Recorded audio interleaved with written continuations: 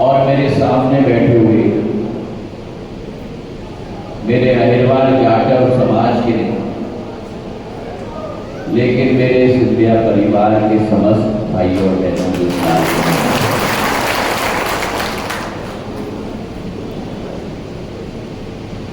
आज मैं हमारे सभी पूर्व वक्ताओं की बात सुन रहा था।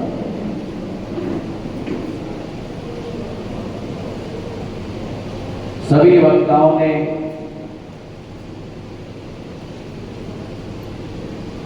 समाज की बात की, सभी वक्ताओं ने चुनाव की बात।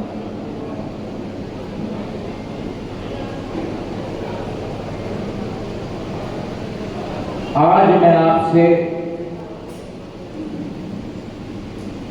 भारत के परिप्रेक्ष्य में मैं चर्चा करना चाहता हूं।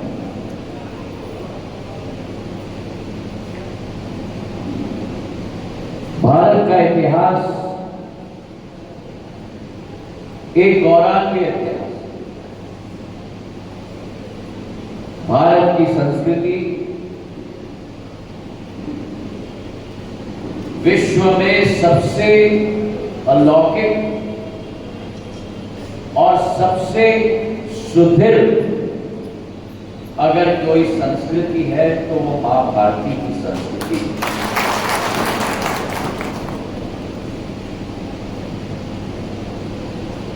पर इस संस्कृति को, इस इतिहास को, जिसे आप और हम समझते हैं कि एक गौरवान्वित इतिहास है, गौरवान्वित संस्कृति है,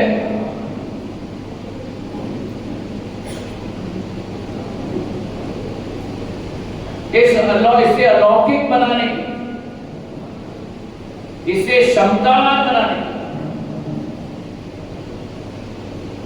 अगर किसी समाज का योगदान रहा है तो उसमें सर्वश्रेष्ठ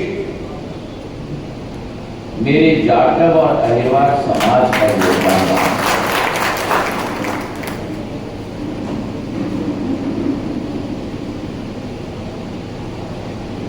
और इसके कई उदाहरण मैं आपको दूंगा।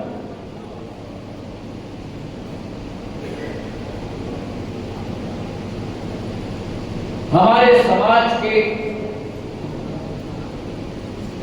पथ प्रदर्शक,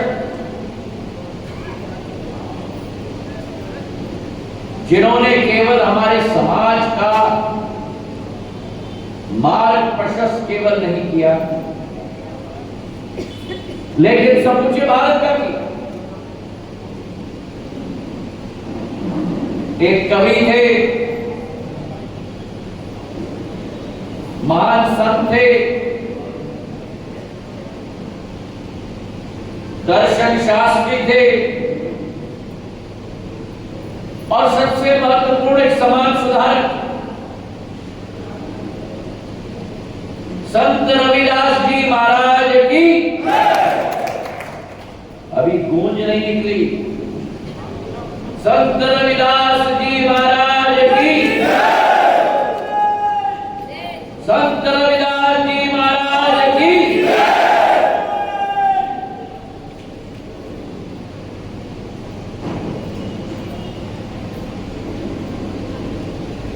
दो तीन शताब्दी पूर्व जो उनकी एक दूर दृष्टिकोण थी, सामाजिक समरसता, किसी भी देश में बिरले ऐसे संत होते हैं जो अपने देश का भविष्य 300 साल 400 साल आगे कैसे निर्माण हो उसकी भूमिका आज बसाने का काम करते हैं। उनमें संत रविदास जी हैं।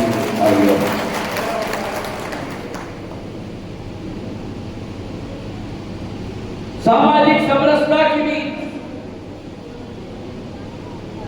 एक विचारधारा उत्पन्न करना हर एक इंसान के अंदर। हम सब एक ही ईश्वर के बने हुए, उसी ईश्वर की लीला ने हम सबको एक ही मोती के माले में पिरोकर रखा है। और वो सामाजिक समरसता की सोच और विचारधारा अपने कविता के आधार पर लोगों के मस्तिष्क में नहीं लेकिन लोगों की आत्मा में उत्पन्न किया। ये संत रविदास जी की महत्ता है।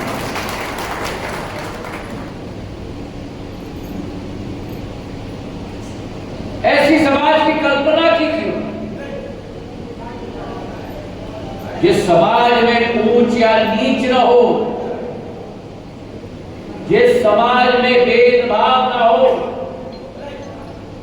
जिस समाज में भाईचारा हो। और अपनी कविता के द्वारा और उदाहरण के तौर पर उनके एक लाइन में पढ़ता हूं, रेदास जन्म के कारणे होते न कोई नीच, रेदास जन्म के कारणे होते न कोई नीच, नूर को नीच कर डाली है ओछे कर्म की नीच। कोई भी इंसान, कोई भी मनुष्य अपने कर्म से नीच होता है, अपने जन्म से नहीं होता है।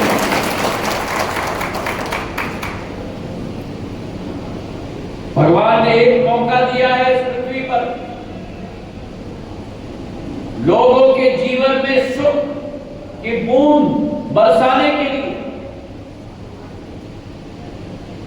अगर हमारा लक्ष्य मोक्ष है, अपने कर्म के आधार पर अगर गलत कर्म किया वही नीच होता है, जन्म से कोई नीच नहीं होता।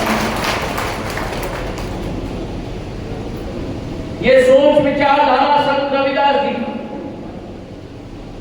और उनकी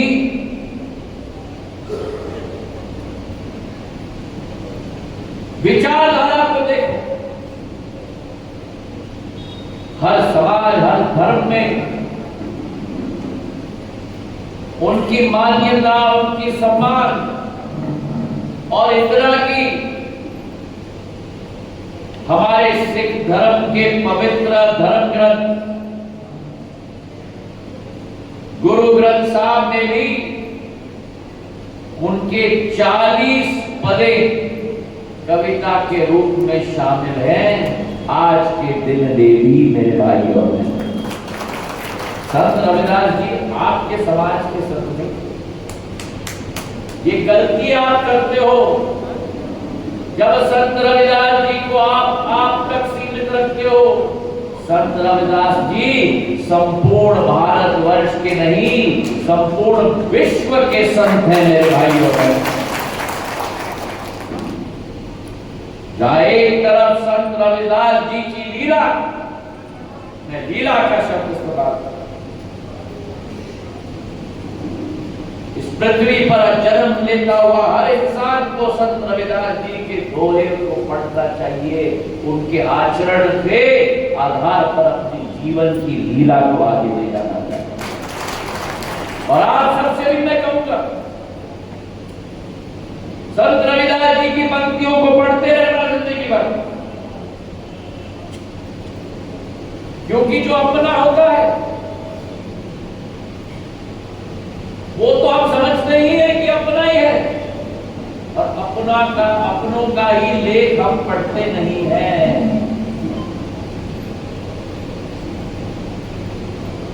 हमारे नौजवान पीढ़ी को भी सिखाने की जरूरत है संत रविदास जी की सोच और विचारधारा। जहां संत रविदास जी आपके समाज के नवरत्न है जो विश्व को दिया आपने, मैं आपको प्रणाम करता हूं कि ऐसे रत्न आपने। भाई जो आज इस मंच से रामवीर जी, नरेश जी अवमान कर रहे थे, बाबा साहब अम्बेडकर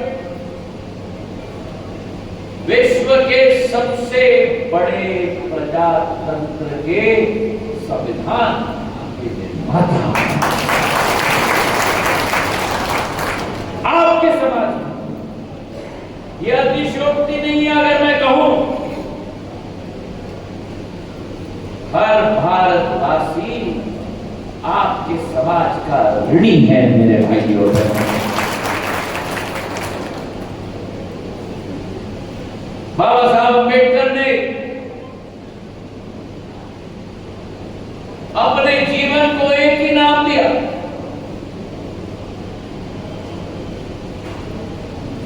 वो नाम था संघर्ष।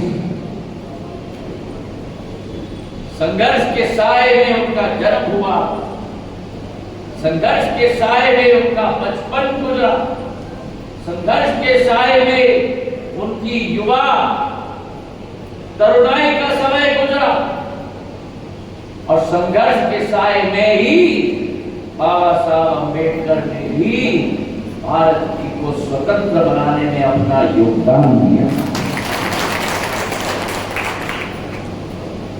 और स्वतंत्र भारत के वातावरण में भी संघर्ष के साए में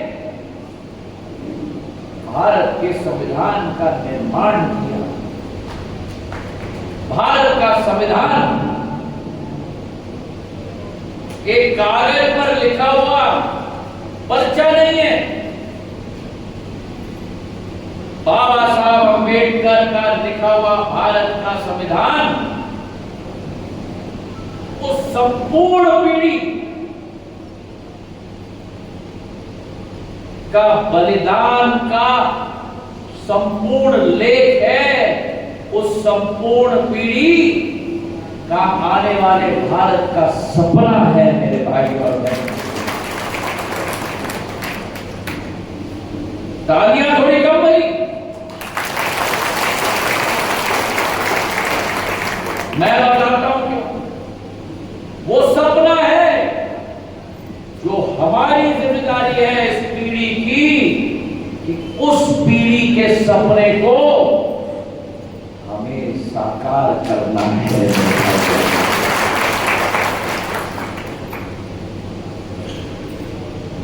बाबा साहब अम्बेडकर ने हमें कहा था शिक्षित हो, संगठित हो,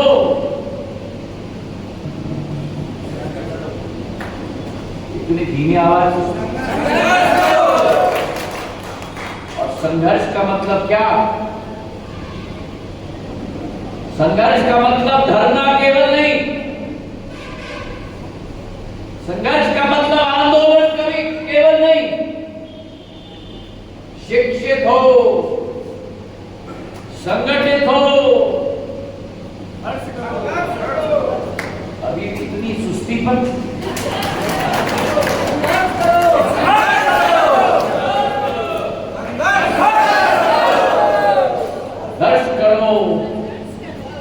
संघर्ष करो, आंदोलन नहीं, धरना नहीं, संघर्ष करो।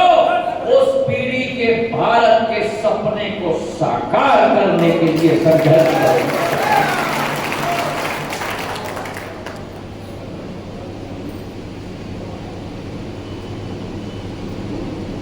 उनका सपना, स्वतंत्रता संग्रामियों का सपना, इस भारत ने हजारों साल विश्व पर राज किया है। वासुदेव कुटुंबकम की सोच के आधार पर संपूर्ण विश्व को अपना परिवार समझा है। सबका भला हो, सब खुश रहे। उस भारत का निर्माण आपको और हमें मिलकर करना। भारत ने किसी देश पर राज नहीं किया, भारत ने किसी देश पर आक्रमण नहीं किया।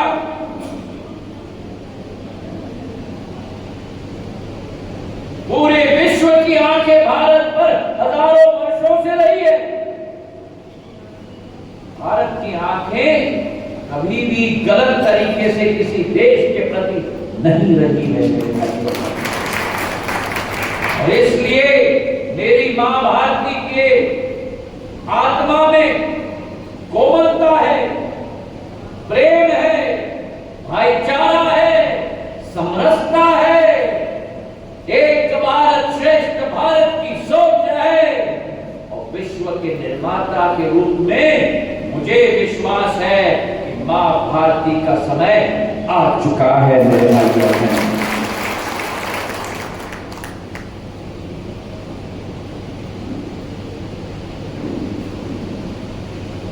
जिस संत रविदास जी ने, जिस बाबा साहब अम्बेडकर जी ने आपके समाज का उत्थान केवल नहीं, संपूर्ण भारत का उत्थान किया, जीवन पूर्ण रूप से लगा लिया, उस संत रविदास जी को 65 वर्षों तक किसी कांग्रेस की सरकार ने पहचान नहीं दी, किसी कांग्रेस की सरकार ने मान्यता नहीं दी, किसी कांग्रेस की सरकार ने सम्मान नहीं दिया।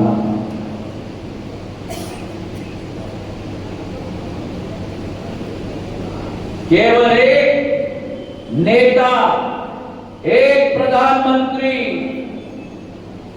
और उसकी डबल इंजन की सरकार केंद्र में और प्रदेश में पहली बार संत रविदास जी को मान्यता, सम्मान और पहचान अगर किसी ने दिया तो नरेंद्र मोदी और भारतीय जनता पार्टी ने दी है। मेरे भाइयों बहनों, सागर में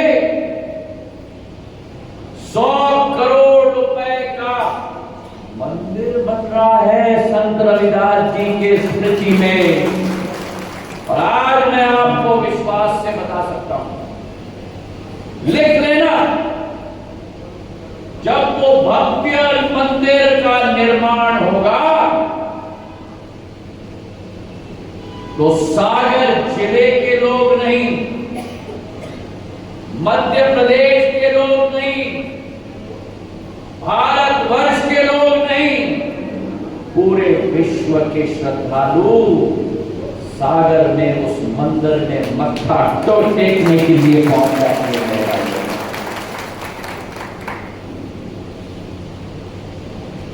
बाबा साहब अम्बेडकर, कांग्रेस उनके नाम पर वोट मांगती है। आपके समाज से वोट बैंक की राजनीति करती है। ये वही कांग्रेस पार्टी है जिस कांग्रेस पार्टी ने जब पहला लोकसभा चुनाव 1952 में हुआ था और बाबा साहब अम्बेडकर ने निर्णय लिया कि मैंने भारत का संविधान लिखा है और प्रजातंत्र के पहले त्योहार में मैं भी भागीरथ होना चाहता हूं। चुनाव के मैदान में कूदे किसी भी राजनीतिक दल ने बाबा साहब अम्बेडकर के सामने प्रत्याशी खड़ा करने की सोच भी नहीं रखी, उनके चरणों को छुआ। केवल कांग्रेस पार्टी ने ये जुर्रत की कि बाबा साहब अम्बेडकर के सामने प्रत्याशी खड़ा करके उनको लोकसभा चुनाव हराने का काम किया। मेरे भाइयों और बहनों, आपके भगवान, मेरे भगवान बाबा साहब अम्बेडकर को हराने का काम अगर किसी ने किया तो कांग्रेस पार्टी ने किया है। उस कांग्रेस पार्टी को कभी माफ कर पाओगे? अभी सुनाई नहीं दिया, कर पाओगे?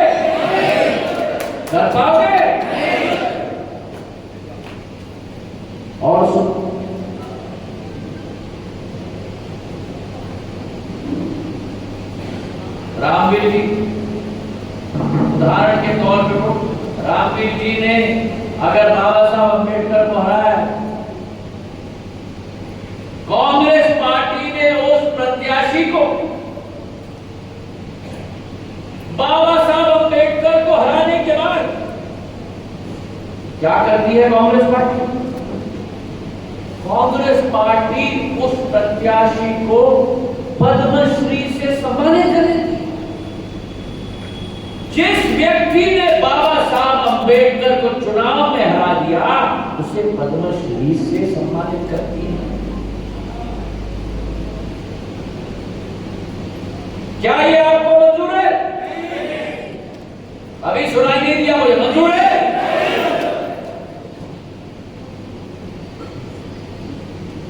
समाज का बटन कांग्रेस के लिए दबेगा? अभी मुझे सुनाई नहीं दिया, मुझे लगता है आधा लोग दबाएंगे। दबेगा? मेरा संदेश हर एक समाज के वर्ग को भेजोगे?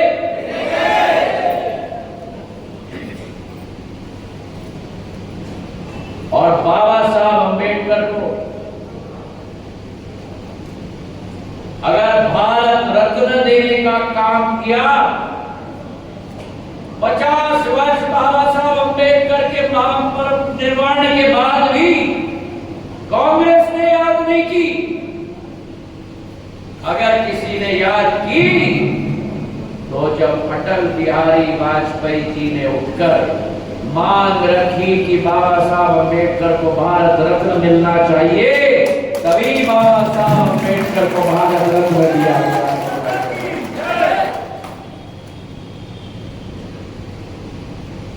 एक तरफ वो दल है जो आपके समाज के भगवान, समान पुरुषों को सम्मान नहीं देते,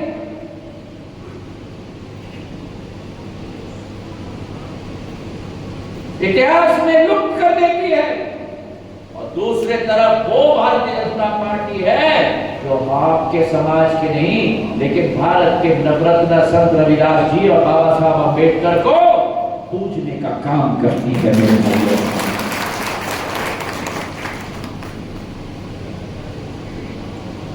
और सही बोला एक वक्ता ने यहां, जिन्होंने सयाजीराव महाराज का संदर्भ दिया, रामवीर,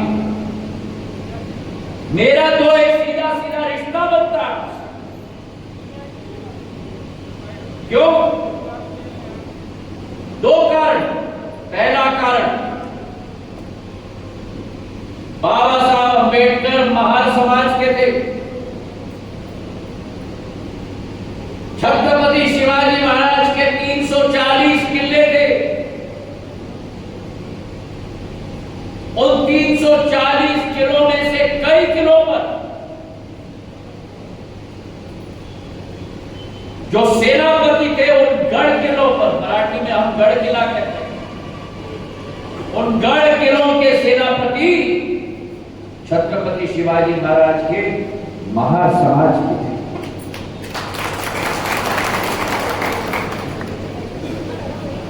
महाराजी महाराज की सेना में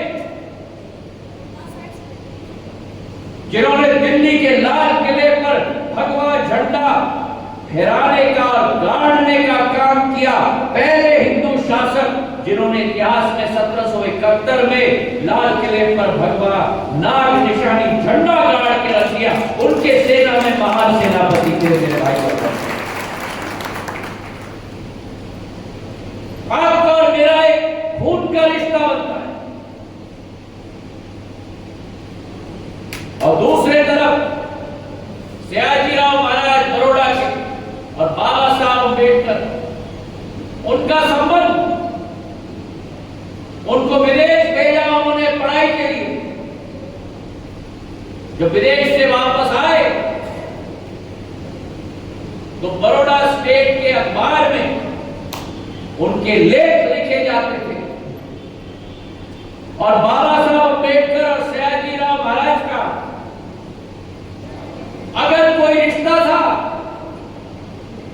तो भाई भाई का रिश्ता था। और आज सयाजीराव महाराज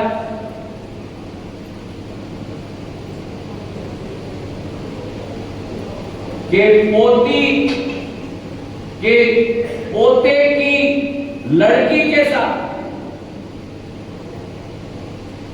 सिंधिया परिवार का मुखिया का विवाह हुआ।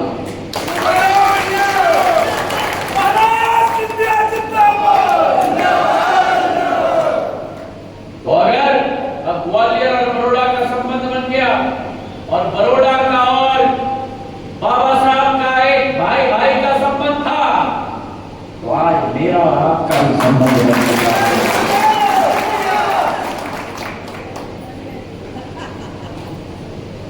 आज हमारे समाज का उत्थान, हमारे समाज का विकास, हमारे समाज की प्रगति अगर कोई कर रहा है तो प्रधानमंत्री नरेंद्र मोदी कर रहे हैं मेरे भाइयों। एक एक आवास योजना, एक एक उज्ज्वला की मेरी बहना, एक एक मेरी लाडली बहना है यहाँ, हाथ उठाओ। मेरी लाडली बहना, एक एक मेरा किसान, जिसे किसान सम्मान निधि मिलती है 6,000 रुपए की केंद्र से और 6,000 रुपए प्रदेश से, 12,000 रुपए प्रति साल। एक एक परिवार जिसको प्रधानमंत्री नरेंद्र मोदी जी मुफ्त में राशन 80 करोड़ भारतीयों को भेज रहे हैं आज भी मेरे भाई और बहन। सर्वांगीण विकास, सर्वांगीण प्रगति की एक सोच और विचारधारा है। और उसमें अव्वल पंक्ति में अगर किसी को लाया जाना है तो हमारे अनुसूचित जाति, अनुसूचित जनजाति समाज को लाया जा रहा है मेरे भाइयों।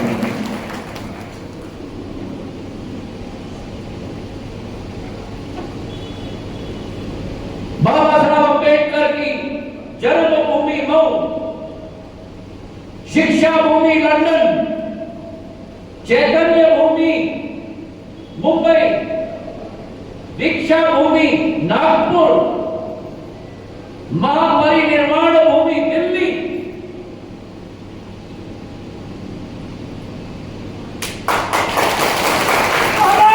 किसी सरकार ने नहीं सोचा, केवल प्रधानमंत्री नरेंद्र मोदी जी ने एक एक भूमि को भगवान के मंदिर के समान स्थापित करने का कार्य किया है मेरे भाई और बहनों। लंदन में उनका घर भारत सरकार ने खरीद लिया है और वहां बाबा साहब का संग्रहालय बनाया जा रहा है। मध्य प्रदेश सरकार ने हमारे तीर्थ योजना में जो श्रद्धालु काशी विश्वनाथ जाता है, जो श्रद्धालु बद्रीनाथ और केदारनाथ जाता है, आज जो श्रद्धालु भगवान श्री राम के अयोध्या के धाम में जाता है, आज उन सभी धामों के साथ इन पांचों बाबा साहब अम्बेडकर के धाम को भी मध्य प्रदेश की भाजपा सरकार ने जोड़ के रख दिया।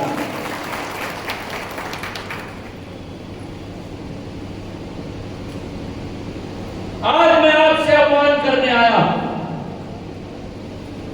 हमारे समाज के विकास और प्रगति के लिए 1 से 50 लाख रुपए व्यापार शुरू करने के लिए ऋण की योजना भारतीय जनता पार्टी की मध्य प्रदेश सरकार ने शुरू की थी, जिसमें 5% का ब्याज प्रदेश सरकार वहन करती है। 1 लाख तक का ऋण अनुसूचित जाति समाज को देने के लिए संपूर्ण ब्याज मध्य प्रदेश सरकार के द्वारा दिया जाता है। किसी सरकार ने आपके बारे में ऐसा नहीं सोचा जो भारतीय जनता पार्टी सोच रही है मेरे भाई और बहन। तो त्याग कर दो वो हाथ को, त्याग करो उस हाथ को और अपने हाथ में कमल के फूल को लो जो आपके विकास और आपकी प्रगति के लिए संकल्पित है मेरे भाई और बहनों। प्रधानमंत्री जी के नेतृत्व में